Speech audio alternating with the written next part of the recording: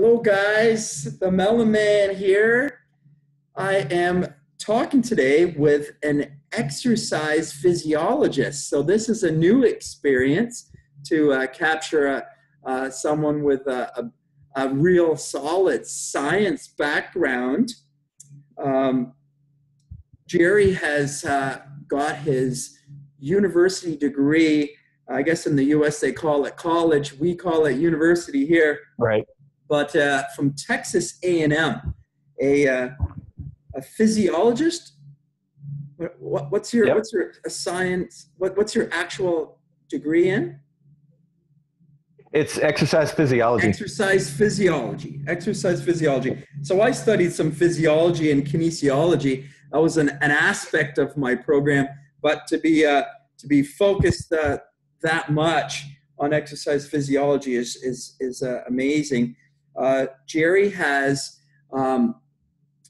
grown up, had gotten married, had children, and then decided after being in the corporate world that, he needed to get back to his wellness, his fitness and wellness, because he was a college athlete who had drifted out of that and got caught up with life, which is a common story for a lot of people. So I'm really glad that he's here to share his story and message with us today.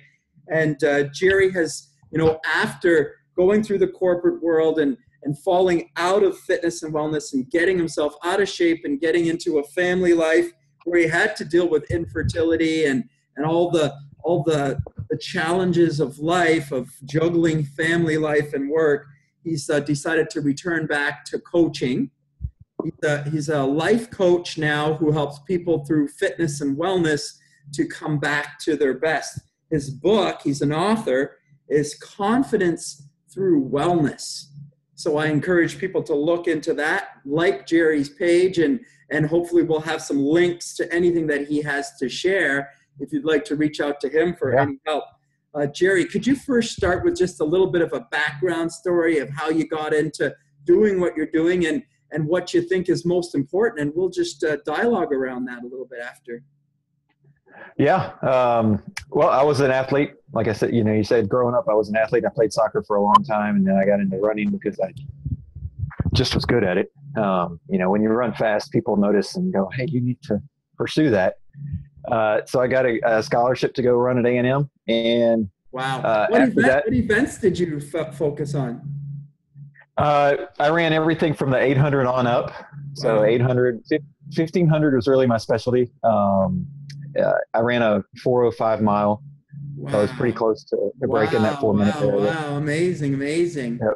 I'm a track coach too, so I really appreciate that. That's amazing. Yeah.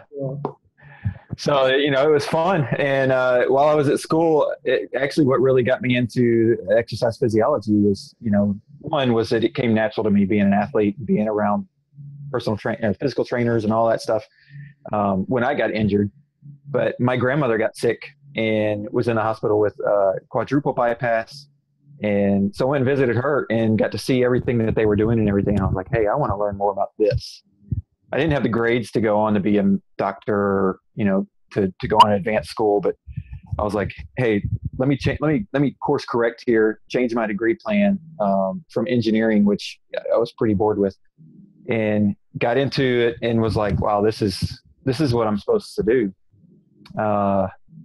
And then got out of college and went a different direction, which is sort of funny.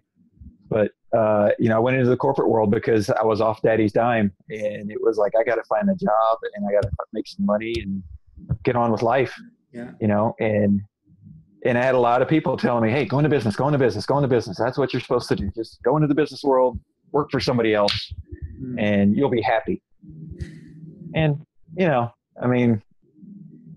certain parts of my life were happy, but, it was never really the thing. It was every 3 to 4 years, change jobs because I got bored and tired and move on, and always helping people with their health on the side, family members, friends, either, just with their basic health or when they got hurt. Everybody always came to me when they got hurt with, hey, what can I do from a stretching standpoint to help with this injury, or how do I get back to where I want to be? So that, and that coupled with the fact that when I was an athlete in high school and college, everybody told me, you're going to be a great coach one day. You're going to be a great coach one day. And I was like, I don't want to do that. I don't want to, I didn't want to be a high school coach because I really don't want to sit in a classroom and teach kids. And that's something that never, ever was something on my radar. So I was like, well, that dismisses being a high school coach because that goes hand in hand. Mm-hmm. And then the college level was really, it was a sort of a greed standpoint at that point of like, I don't want to start off at the bottom. Yeah. So,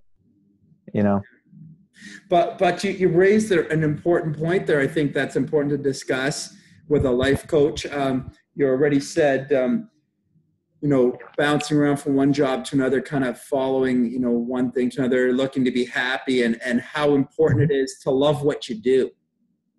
Yeah, it is. It's extremely important. And from a passion standpoint, there's loving what you do from talking to people or, energized with, your coworkers or that kind of thing. You can love the people you're working with, but if you don't really have a passion for whether if you're working for a business, what the business stands for, if you're working on your own thing, if you don't have a passion for what it is you're trying to do, it's never really going to be successful and it's never really going to make you happy. You have to be able to do what you want to do. And I broke out on my own less than 2 years ago. So let's talk about that again a little bit. Like, you broke on your own, but what would you say to someone that isn't doing what they want to do? Find a way to do it. Break out on your own. Do it on and the it might not be. Do it on the side first.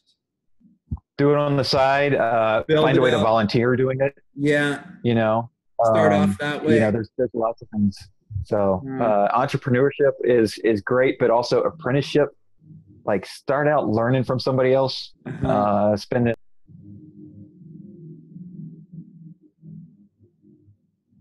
Oh, I can't hear you, buddy. Oh, you're muted. You're muted.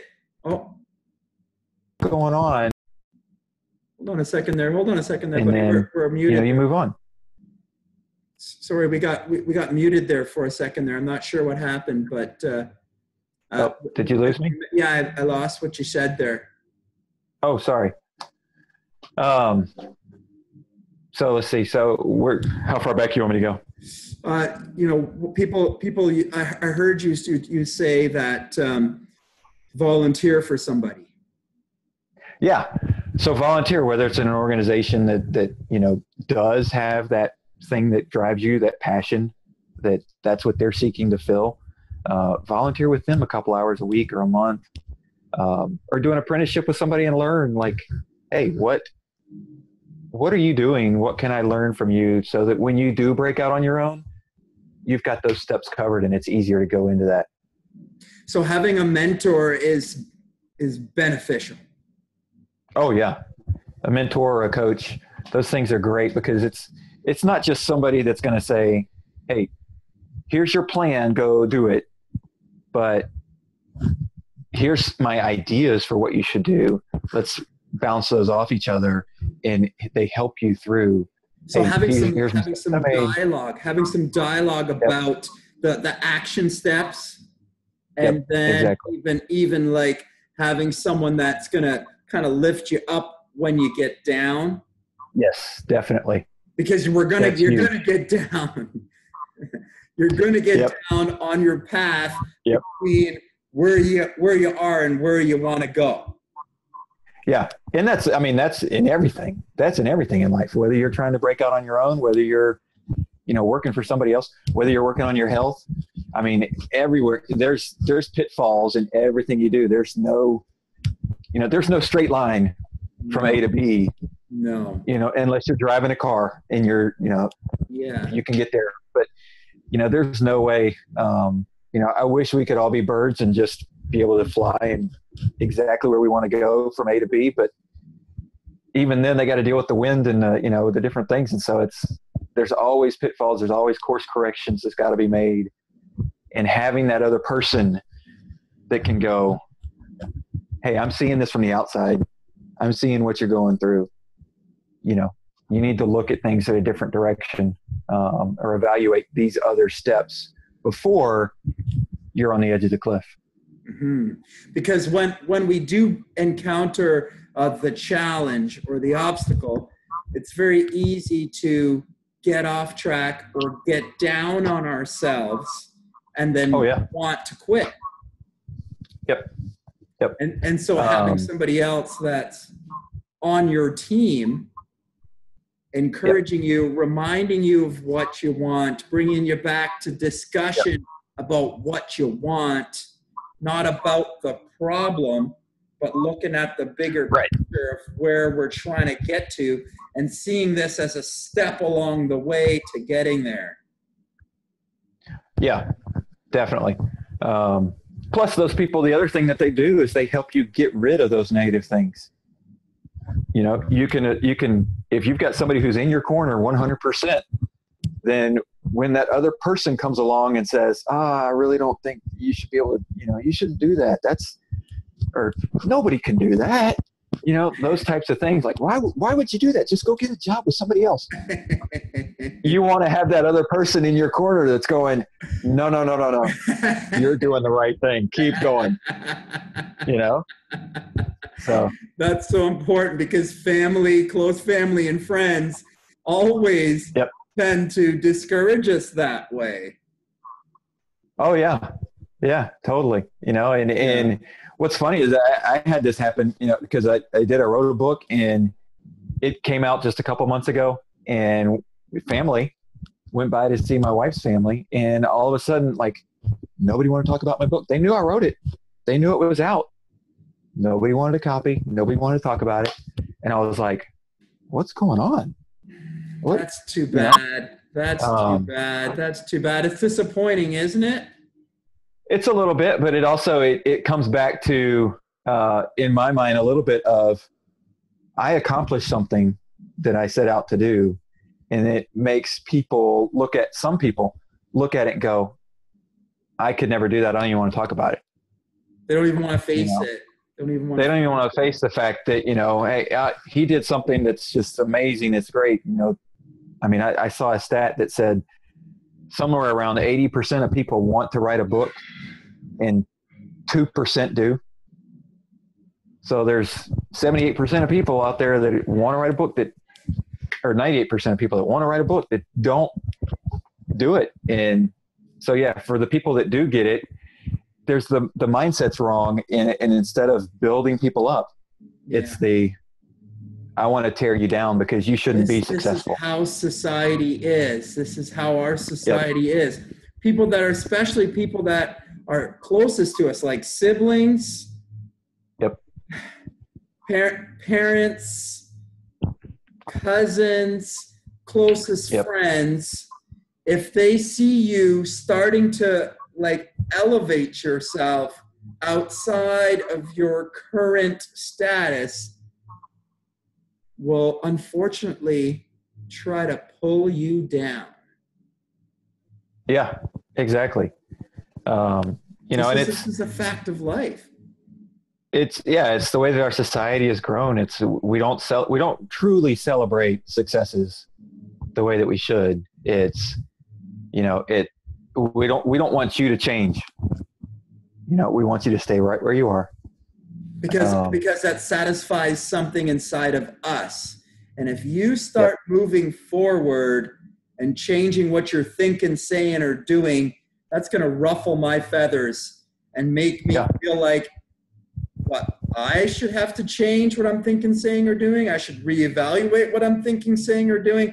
I don't want to reevaluate what I'm thinking, saying, or doing. So you don't do that, please. Right. Let me stuff it down. Let me put it down.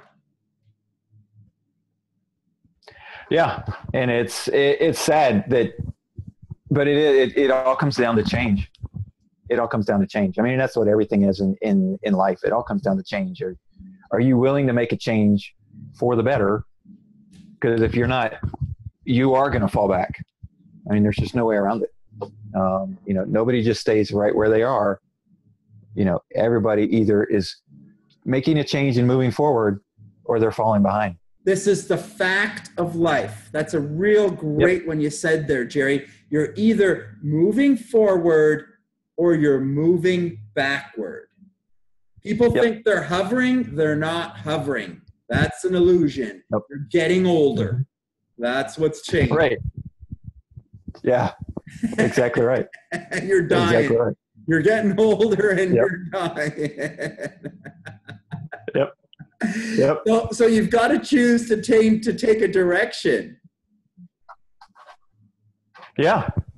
You have to change. Now, if you choose to change your direction and move forward with your life, if you take this, I'm not going to accept that I'm just getting older. I'm not going to accept these aches and pains and this body weight or this unhealthiness in my life as being something that's just a part of the aging process.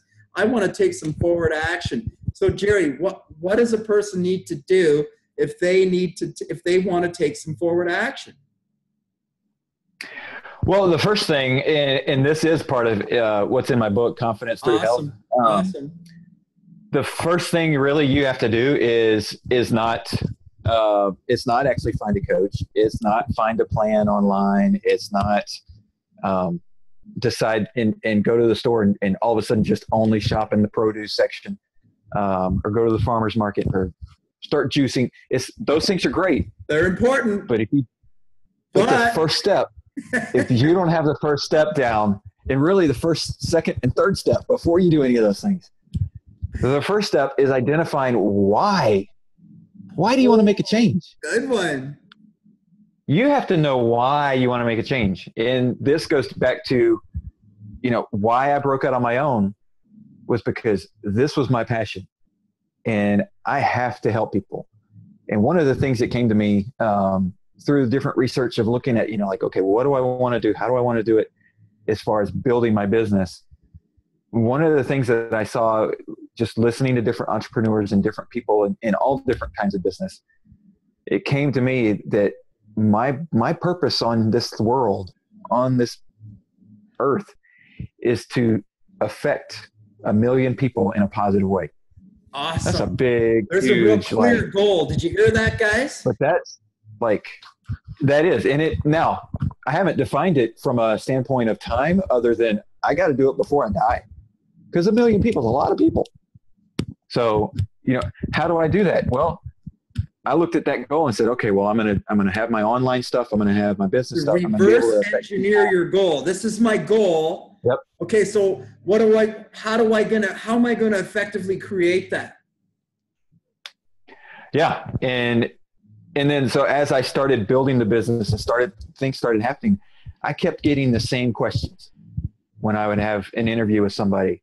Like, oh, but isn't this type of food healthier? Oh, isn't this, or and I went, you know what? I'm just repeating the same thing over and over. If I wrote a book, that's a much quicker way. I mean, granted, the internet's out there and I can do videos and all that stuff, and something could hit and go viral. But I have a book. If it goes bestseller, there's 500,000 million people right there that read your book and have your knowledge, and you're affecting them right there.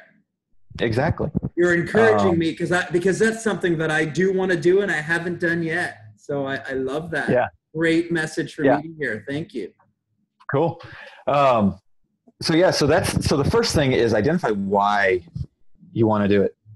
And the second thing is to identify how you're going to do it. So don't just jump on a plan. You got to do some research and you got to figure out, how am I going to do this? Because you could easily jump on the wrong plan and then get discouraged and then fall off and say, no, that's not going to work. And when it comes to health, we've seen this all the time. You've seen it, I'm sure, with lots of clients, and that somebody comes to you and says, well, I did this diet and then I gained the weight back. And I did this diet and I gained the weight back. And I did this and I gained the weight back. And so it's just not going to work because it's just not going to work. My body's just the way it's going to be, and I'm just going to be fat. They just and then they accept that this is the way they should be. It's just to be overweight or unhealthy, and this is their reality, and they slip into that's normal and that's okay. Right. And unfortunately, it if you look at what truly normal is, it is normal nowadays, Yes. especially in Texas where I am. When it comes to, there's research out there about the top, I think it was the top 50 cities of over 1 million population in the U.S.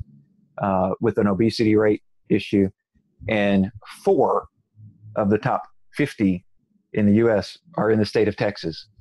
And when it comes to the healthiest state, 3 of those are in the top 10.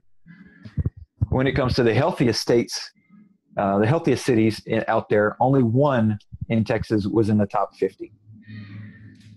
So where I am, I mean, we've got a major issue with obesity, and what normal is being obese.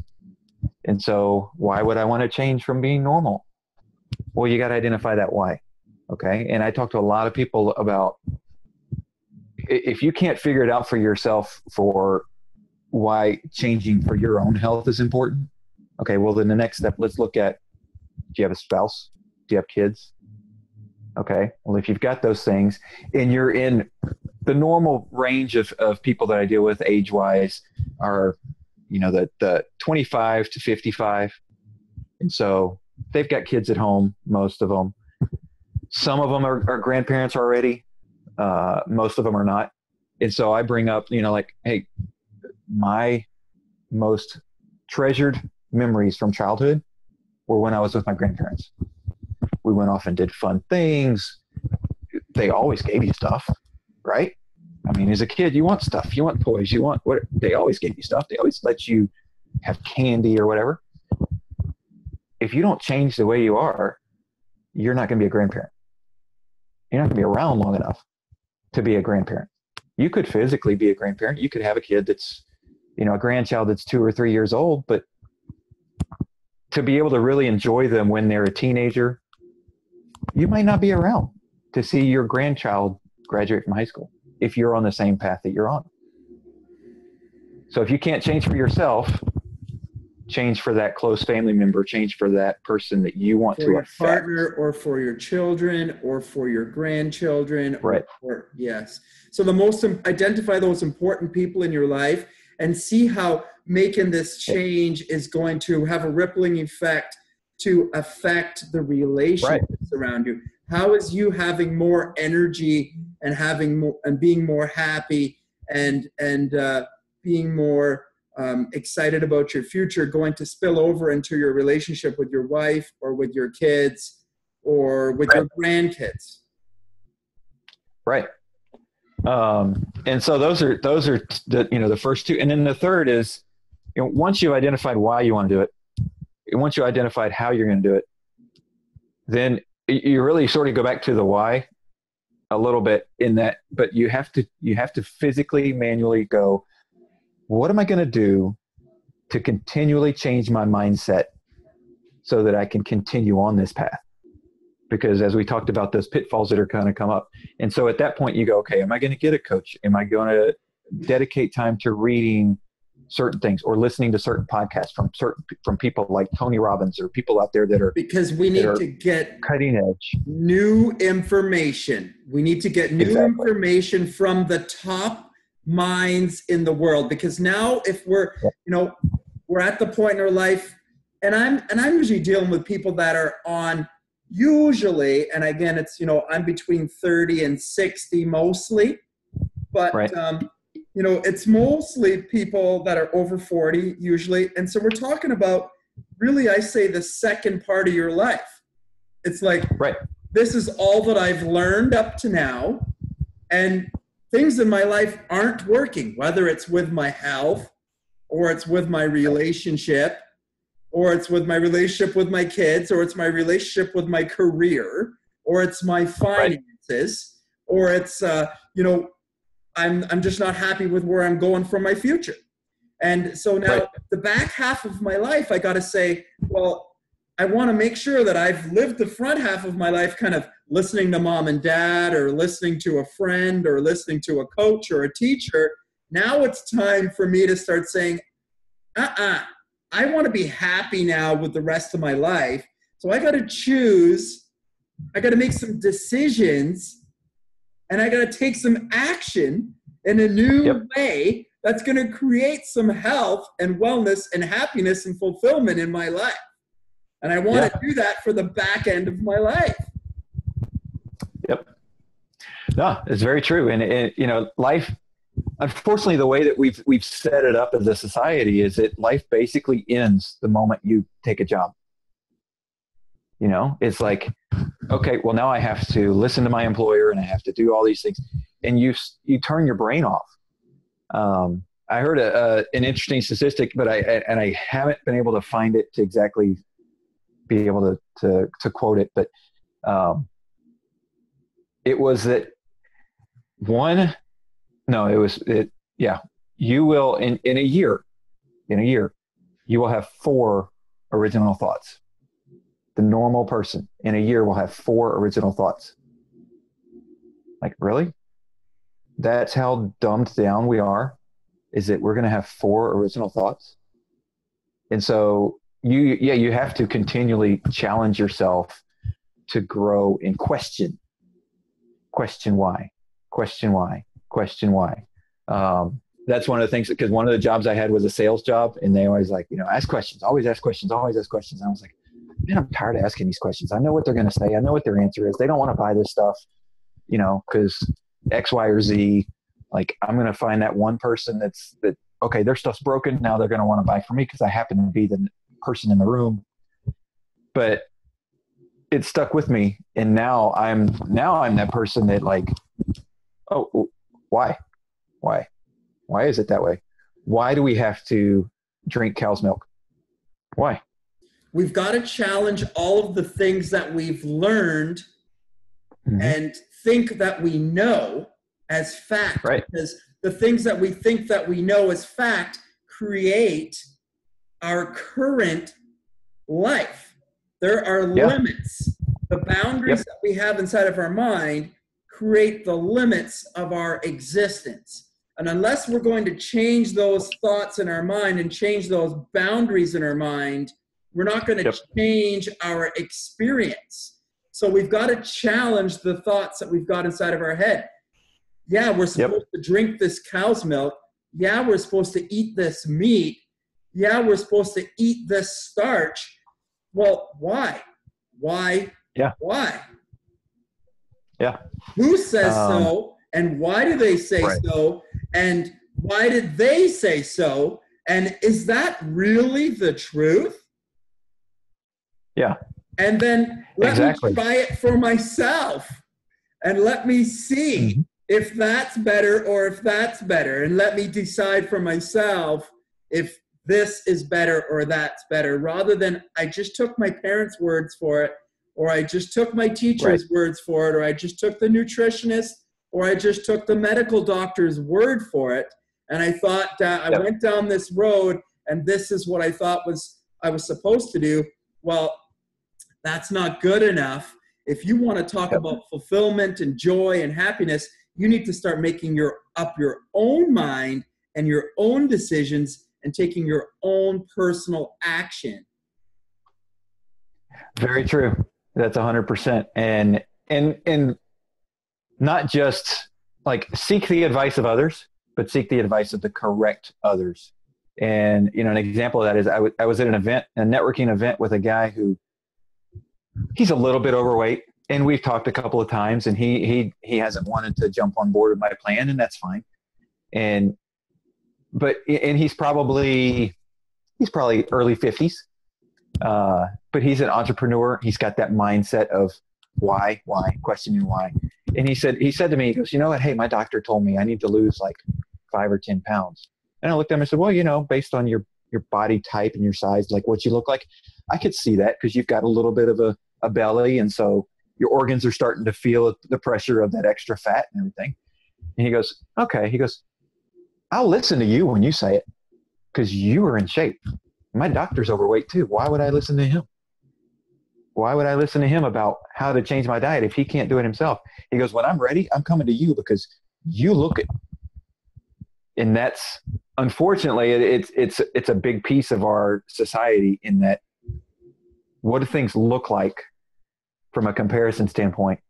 And looks are not always the truth, but What do things look like? And that's why when you see it, one of the things I don't do, and people have told me you need to do it, is I don't do a lot of before and after pictures of my clients. You know, partially because I'm like, when they come to me and they don't like the way they look, why would I put that up for somebody to see? I'll show them the after. Hey, this is what they look like. Well, what did they look like before? It doesn't matter. This is what they look like now. This is their joy. This is their happiness. This is how they talk. If that's what you want, it doesn't matter what they look like before or what their journey was. It's going to be different than yours. Mm-hmm. Mm-hmm. What matters is making the decision, making the steps, finding the right person to help you, and getting there. Mm-hmm. And doing it today. Like, because every day you wait, you don't know what's going on inside your body. Take action today. Take massive action today. That's what has to happen, right? Make a decision, make a choice, make a decision, take massive action. I often, you brought some really great ones there. I always talk about having those clearly defined goals. Right. And write them down. Write them down. Have a goal, write it down, and tell somebody. Tell somebody that's going to hold you accountable. Tell somebody who's going to look at you and go, really? You really want to do that? Okay. Because I'm going to talk to you about it. I'm going to come back and ask you about it. Yeah. I'm going to, and yes. And that's what's funny is that I have a good friend who's an organizational expert. And at the beginning of the year, she was like, hey, I'm doing this presentation. Can I use you as an example? What are your goals? I want to use that as part of my organization and how you organize your life. And you need to prioritize based on your goals and that whole thing. And I said, sure. And I said, here's my 3 goals. And I shot them to her. And then I waited. It was about 10 minutes later, and I shot her the other goal that I was nervous about telling somebody. But I was like, I know she's going to hold me accountable. And so I wrote her the goal. I said, one of my goals for 2018 is to write a book. And she wrote back and was like, wow. She goes, that's the one I'm using. I was like, of course you are. Of course that's the one you're going to use. But what it did was it made me think about it and go, you know what? She's going to ask me about it. I've got to sit down and start doing something. Yeah. I've got the ideas in my head. Now that I've told her, I have to start. And the truly amazing thing about this book is that I wrote the first draft of a little over 25,000 words in 2 weeks. It just was like, coming out of you. I need to say this. And here it is. And there's science in it for sure, because that's my background. So there's science of, how your body works, how the food that you eat is not working in your body, the appropriate things to look at when you look at food, the appropriate ways to exercise. That's all in my book from a science standpoint, but it's not all science, because I know most people like myself would get to a book like that and go, I'm not in school anymore. I don't want to hear about it. Mm-hmm. So you raised a really good one there. Like you gotta have the goal, because a lot of people, I think, write their goals, but then just kind of put them on the counter, in the dresser, or in a drawer, or and then they don't come back to them. And then they come back at the end of the year or a couple of years later, and they're like, did this happen, or did that happen? Like it's supposed to be a lottery. Right. Like, let's see, did it happen? That's not how we're supposed to use our goals. And you raised a really big one there, is saying them to somebody, telling them to somebody, but someone that's on your team that really is there to help you succeed in those goals. Because if you tell a friend, a family member, often they'll discourage you. You need to tell someone that's working with you on it to help you make it a reality. That's who you need to tell. Yeah, exactly. And because otherwise, if you can write down your goals, like you said, you can put them up on a mirror, you can put them up wherever you're going to see them a lot or anything, but really it's the same thing as a dream. Your goal is a dream, and that's what it is, until you tell somebody else and take action on it, because they're going to hold you accountable. Tell somebody, because unfortunately,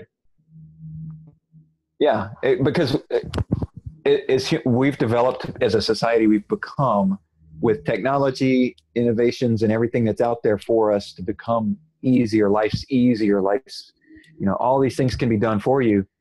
Well, what that's done is made us lazy, and so it's like, oh, why do I need to go do this? Alexa can do it for me or whatever. It's like, no, we've become way too lazy as a society. And part of that is holding each other accountable. We just don't do it well anymore. So tell somebody about it, make yourself accountable, and start having some discussions about it. Write out those goals and then put them where you can see them. Yeah. Because it's more than just writing them out. It's coming to the energy of the goals daily. Right. Yeah. Yeah. You've got to look at your day. Okay. If my goal, so one of my goals for next year, I've already started developing, my wife does swim lessons in our backyard. We have an above ground pool. Every year she does the swim lessons. Every year I hear the same thing. I'd love if we had an in-ground pool, because then I can do more. I can have older kids that aren't, it's hard when they're tall enough that they're standing. It's like, how do I teach them to swim? They're standing up and they can, So one of my goals is May of 2019 to have a house with an in-ground pool, whether it's this house and we build a pool or we move somewhere else. So every day I look at, what am I doing today from a priority standpoint of how is this going to move us forward to get to that goal? May of 2019, before she starts swim lessons next year, I want to have an in-ground pool. How is what I'm doing today going to get us there? So you're thinking about that daily. You're bringing yourself to the energy of that daily. And the energy of that is, how would I feel if I got there? What would it mean for my life? How would my life be better? How would that benefit my relationship with my wife? How would that benefit my family? How would that make my family feel? How would it make my wife feel? And bringing yourself to the energy of that. And I always encourage people to do that first thing in the morning or at the end of the day. Those, I think, are the two best times. If you can do it during your daytime, wonderful. Because ultimately, you want to be able to be doing that kind of all of the time. It's like, as soon as I know my goals so well, so clearly I know what I want to create, it's like that's what I'm thinking and kind of talking about all of the time. That starts to become dialogue because I've written it out. I've talked about it. I've shared it with so many people. I've spoken about it all the time. Then that starts to become what I'm thinking and saying all the time. If that starts to become what I'm thinking and saying all the time, then I start pulling it into my reality, because that's the thing I'm thinking and talking about, feeling about, getting into the energy of. The more and more I do it, the more I start shifting into that space. Right. And that happens no matter what part of life you're talking about,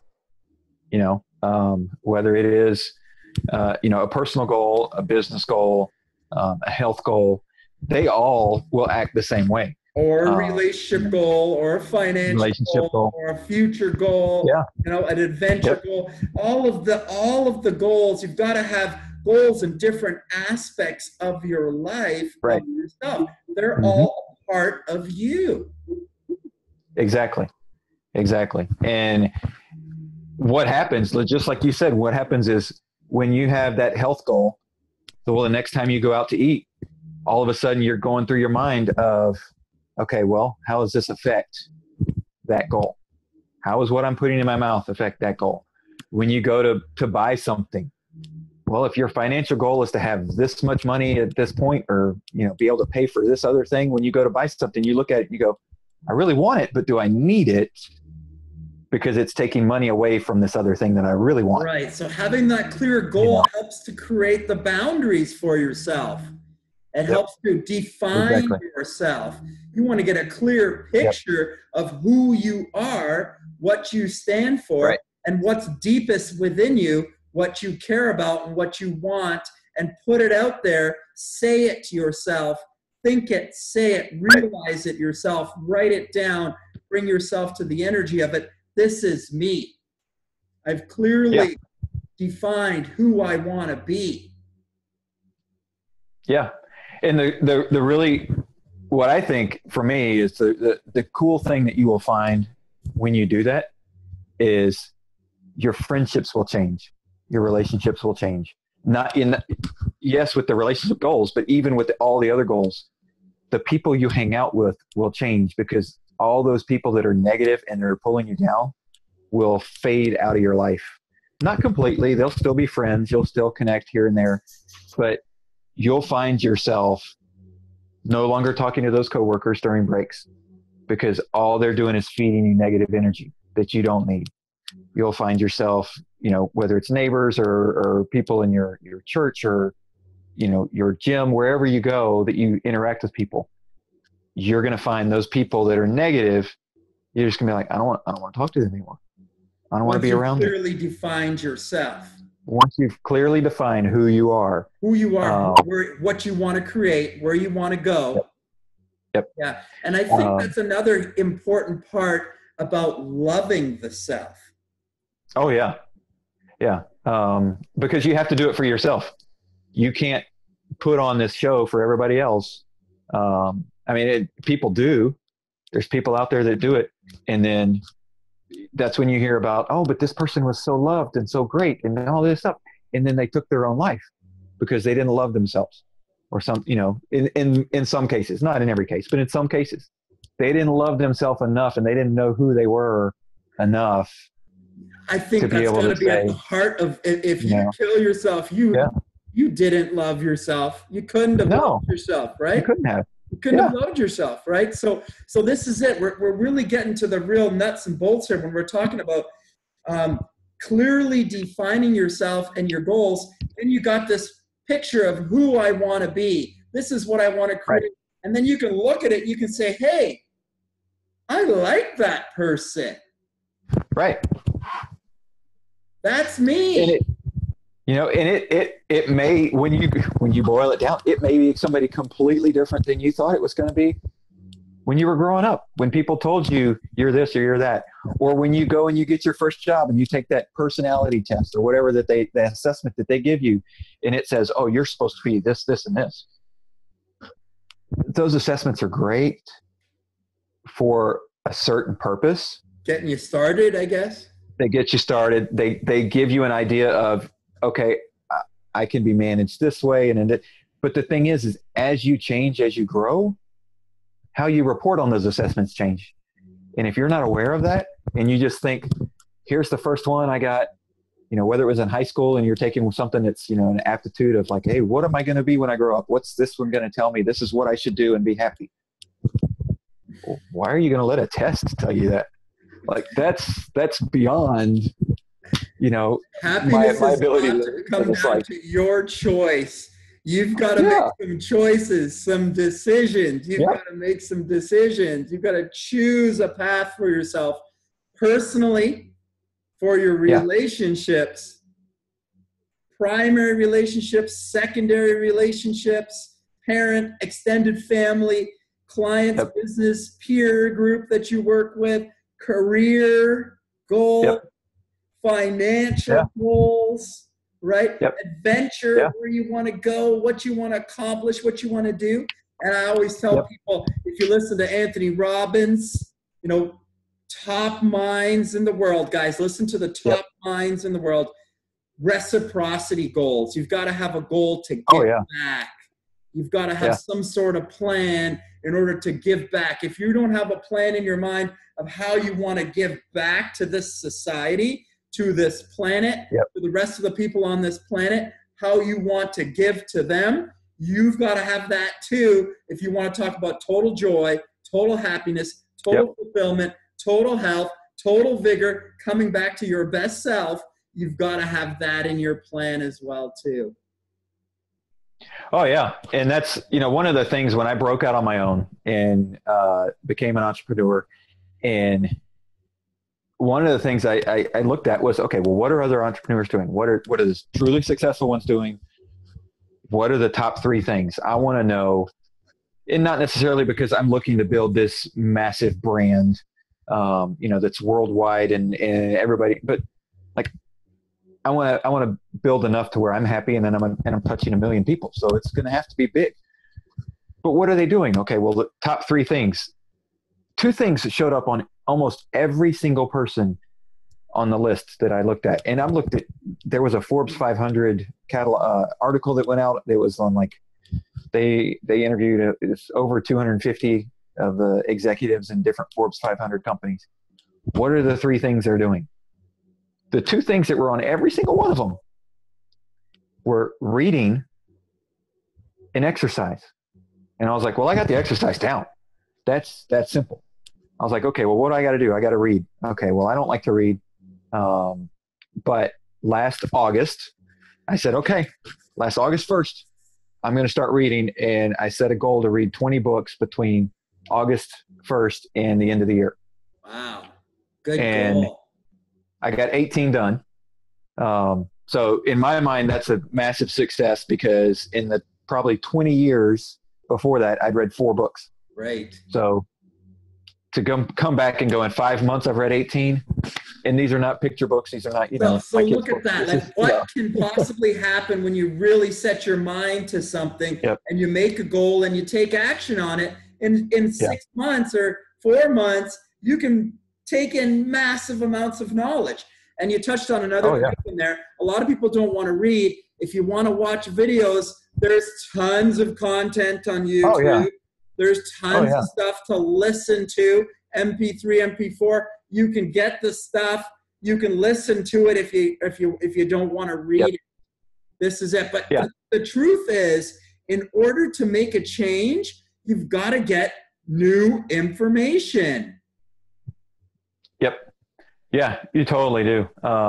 And just to go back to the volunteering piece of what you need to be doing as well, is because I started reading. I'm an entrepreneur. I was new at my business. I didn't have tons of money to be able to go out and buy all these books. Right. I said, okay, I'm gonna go to a local library. Let's see what they've got. They had 2 of the books on my list that I was like, these are the books that all the top entrepreneurs are telling me you need to read, and they only had 2 of them. I was like, this is a problem. I said, okay, well, I'm an endurance athlete. I run all the time. So I was running one day through my little town. It's a suburb of a bigger town. We've probably got about 15,000 people in our town. I was running and I'm thinking in my head, okay, I know I need to read books. How do I get the books? How do I get to the library to get the books? I'm running all over the place. I know I'm noticed because people are starting to tell me, hey, you're that guy that runs all over the place. I'm like, yeah, I am. So I came up with this idea of, I ran every street in our town, 258 streets. I ran every street in our town over a month to raise money for our library so they could buy the books that I wanted to read. And I raised $2,000 in a month. And they bought 50 books, the books on my list. Cool. And so now I've got the books to read. There's a cool action taker step right there. Got the books bought, and then you had access to those books. Yeah. And that came to mind. I thought you were going to tell me that you started listening to them while you were running. I thought that's what you were going to say. No. But the cool thing is that I went and I mean, I got on all the local news channels. I mean, it was a big, great promotion big deal for yourself. Huge. And the really cool thing was that when I went back to get one of the books, it was checked out. So I said, okay, well, the next one on my list is this one. It was checked out. The next one on my list is I was like, people are reading the books.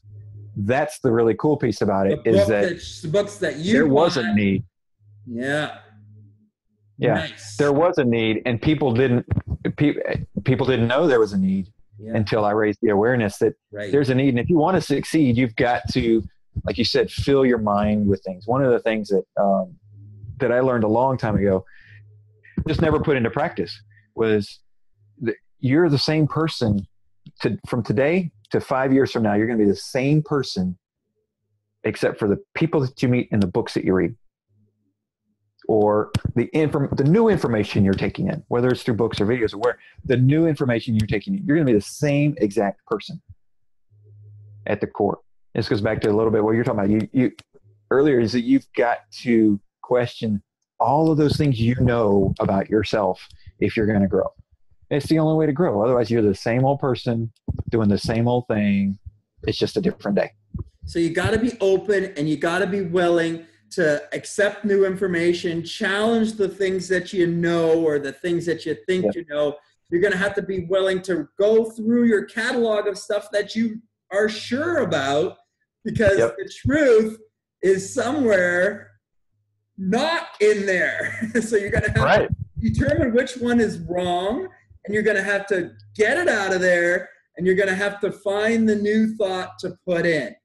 Right? We're going to have to get that new thought and put it in. You're going to have to get that from a coach, or from a book, or from a video, or from a podcast, or from some sort of source outside of you, because you don't have that answer. Right. Unless you're doing some deep soul searching meditation and finding it from the source within, which can happen too. But you're going to have to be pretty experienced to be able to do that, to generate that answer from within. That can happen, but you got to know how to do that. So unless you've got that sort of skill set, you're just not going to change yourself in that method. Yeah, you're not. And that's one of the things that actually I work at, through reading all those books. One of the things that I caught on to was, a daily meditation. A daily meditation needs. And sometimes it's not, sometimes it's a minute, sometimes it's short because it's like, you know what, I overslept or whatever, it's like, boom, I got to get it done. But if you don't ever just stop and clear your head, I mean, what's just rattling around in there? You've got to stop and clear it out. You've got to come to that quiet mind. You've got to come to that quiet, some sort of quiet practice, whatever it's going to be. Is it going to be book reading? Is it going to be listening to something? Is it going to be just sitting still in the sunlight with your feet on the ground? Is it going to be out in nature? Is it going for a bike ride? Is it going for a walk? Is it doing something just sitting in bed? Is it just sitting quietly and actually meditating? Watching your breath, being alone with yourself, bringing yourself to some still quietness. It has to happen. Right. Yeah, it does. And that's why, because like last week I ran 50 miles over the week. And I'm 44 years old, and people will tell me, I've had people tell me like, wait, seriously, you look like you're 30. But yeah, so I'm 44 years old. Last week I did 50 miles, so I do a lot of running, obviously. And my wife jokes, but there's times where literally I will fall asleep while I'm running, because it's just I let my mind go, and I bring my phone with me and it does my GPS tracking. And so it'll alert me every time I pass a mile. And I literally sometimes will go, okay, it just said 4 miles. And the next thing I know, it just said 5 miles. I'm like, where did that 7 minutes go? Where did that 8 minutes go?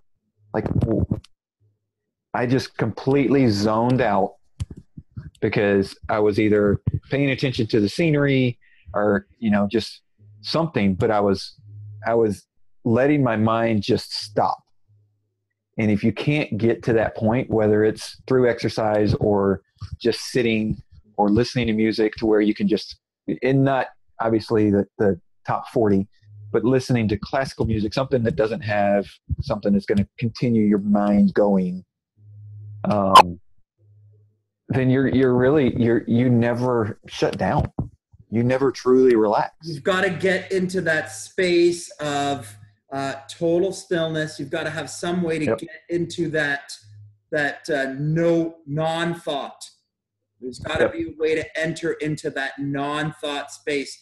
I always talk about that as being the spirit space or the subconscious space, or your essence, your passion, your root, your deepest energy, your root energy. You've got to have some way of getting into that. And whatever that is for you, running, walking, biking, exercising, meditating, breathing, yoga, find it. Yeah, exactly. Find it, and you got to do it as often as you can. Right. Yeah, and I mean, you really do. You have to do it daily to be able to clear out the stuff that's that's clogging you up and all the negative things. And to be able to then sit there and say, okay, what are my priorities? Where do I want to go? Have they changed?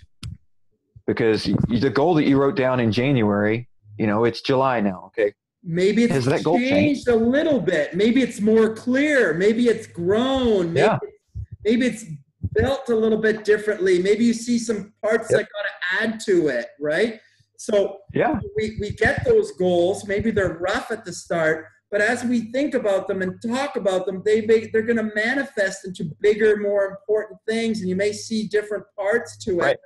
And we want to get into that space, get into that energy space where we got that blank mind, and then we want to have those goals really clearly. If we can take them into the space, or just after we leave the space, we're thinking and talking about the goals, we're kind of bringing those two things together, the things that we want to create and that blank mind space. We want to bring them as close together as we can, because that blank mind space is where the power is where the magic happens. We want to bring our goals into that magic space as best we can. No, that's very true. And that's, and so when you think about who are the great minds in the world, well, what are they doing? They're doing this daily. That's what they're doing. The great minds in the world are, because otherwise you cannot have an original thought if all your thoughts are never stopping and you're always thinking about other people's stuff. And you're always thinking about, work stuff or television or whatever. You're always thinking about these other things, friends or kids or work or family or whatever else you're thinking about, things that got to get done today, things that happened yesterday, things that are stopping you. If your mind's active on these things all the time, you're not going to be moving forward. You're not going to be thinking about your dream, because it's the most predominant thoughts that you have that create your reality. So we've got to get our mind thinking and talking about the things that we're grateful for, the things that we love, the things that we want to create, these goals, these decisions, these progressive forward conversations we've got to have. I'm so grateful that I got this time to speak with you today, Jerry. You're talking about fantastic things. You're talking about powerful things. I unfortunately am out of time today, so I'm going to have to end our conversation here. I'm super glad. Oh, that's cool. Jerry, what's your book? What's it called? Could you hold it up one more time? Yeah. It's Confidence Through Health. And really it is. It's based on, if you live a healthy lifestyle, which is not just what you eat or your exercise, but if you live a healthy lifestyle, as we've been talking about, you will have confidence. I mean, there's no other option. You will have confidence if you live a healthy lifestyle, because you'll know who you are. And if you know who you are, well, you're confident. Awesome. It happens. We're gonna get all of your links, Jerry. Make sure you send those to me on Messenger, like anything with your website or contact information, how to get in touch with you. If people want coaching, if people want to work on their self-esteem, if they want to work on their health, their wellness, their nutrition, any aspect of any of this, they can reach out to you, and we'll make sure we have all the links and contacts for this video. It was a real pleasure, buddy. Awesome. Thank you for the time. Yeah, I appreciate it. Thank you. Welcome.